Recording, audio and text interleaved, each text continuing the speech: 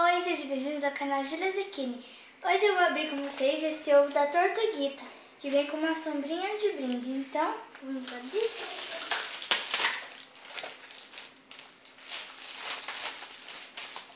O ovo.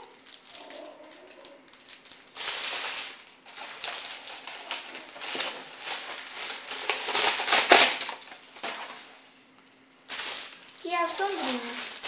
Agora eu vou tirar aqui do pote.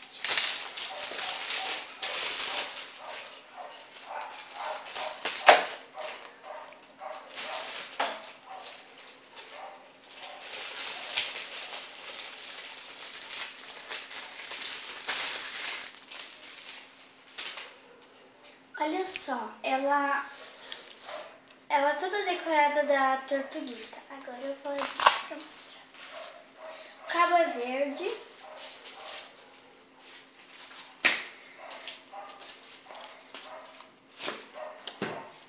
Olha só, gente. Tem a Tortuguita mostrando a língua piscando. Aqui o casco da Tortuguita e aqui ela feliz.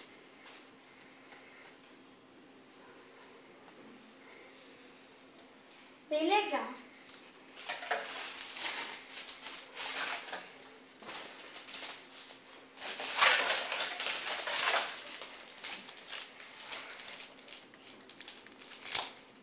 Agora eu vou abrir o ovo.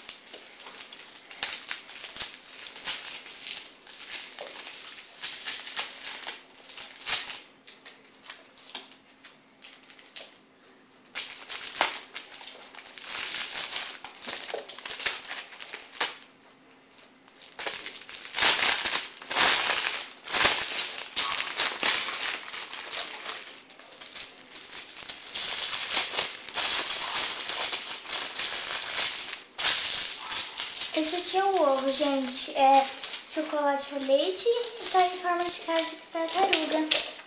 Esse foi mais um vídeo especial Páscoa. Espero que vocês tenham gostado. Feliz Páscoa! Tchau!